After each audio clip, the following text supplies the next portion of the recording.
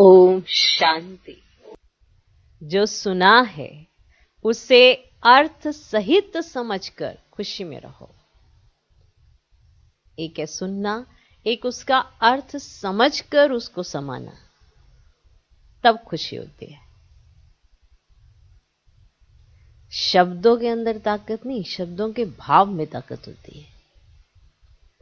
इसलिए परमात्म महावाक्यों का महत्व जिसको पता चल गया, जो इसके अर्थ को समझ गया, वही खुश रह सकता है। तो अब अपने आप से अपने दिल पर हाथ रखकर अच्छे से पूछो कि बाबा जो सुनाते हैं, क्या हम सब पहले जानते थे? है ना, इतना बेहद का ज्ञान मिला, इतनी बेहद की समझ मिल रही है, दिव्य बुद्धि मिल रही है। तो अगर ये सोचें कि हमें क्या मिल गया है तो कितनी खुशी रहे। बस यही मनुष्य नहीं सोचता कि उसे मिल क्या गया है। तो खुश रहने का साधन एकमात्र यही है कि समझो, जो समझाया जा रहा है उसका अर्थ समझो। जब समझ आ जाती है कि उसका अर्थ क्या है तो खुशी होती है।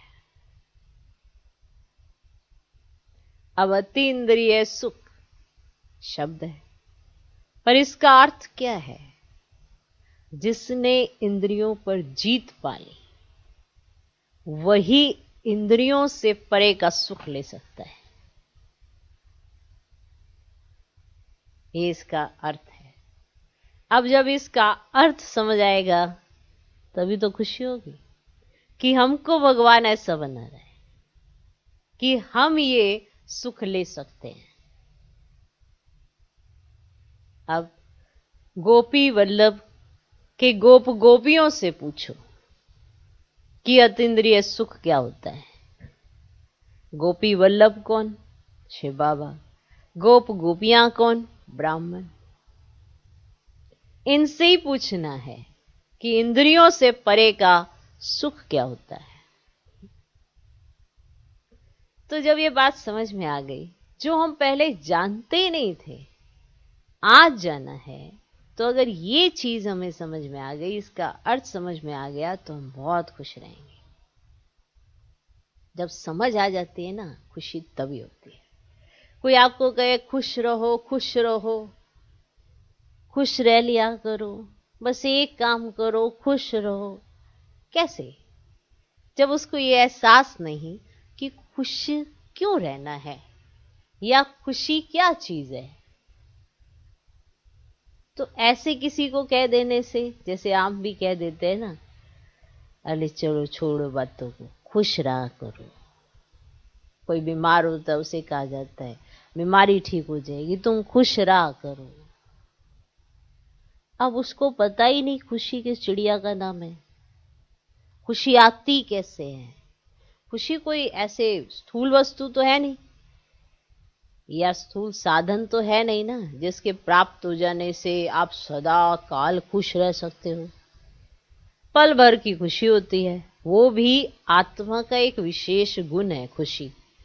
वो जागृत हो नहीं हो, अगर आपकी पसंदीदा है चीज तो आपको पल भर के लिए, अल्प काल के लिए खुशी होती है, पर सदा काल के लिए नहीं होती है। अब ये सदा काल की खुशी के लिए सदा काल की अनुभूति करनी पड़े। अब ये अनुभव करने के लिए समझ की जरूरत है, उस समझ का पता भी होना चाहिए। तो अपने दिल पर हाथ रख के पूछो कि जो बात आज आप जानते हो, इतना सब कुछ जानते हो, पहचानते हो, क्या ये आप पहले जानते थे? तो जो सुना है उसका अर्थ सहित समझकर, जो भी सुना है आपने मन मनाभव का अर्थ अगर समझ लिया तो आप खुश रहेंगे। मध्याजी भव का अर्थ समझ लिया तो आप खुश रहेंगे। तो अर्थ समझकर, माना अर्थ समझ लिया, उसको अर्थ सहित समझ लिया, खुशी में रहो। अच्छा, ओम शांति।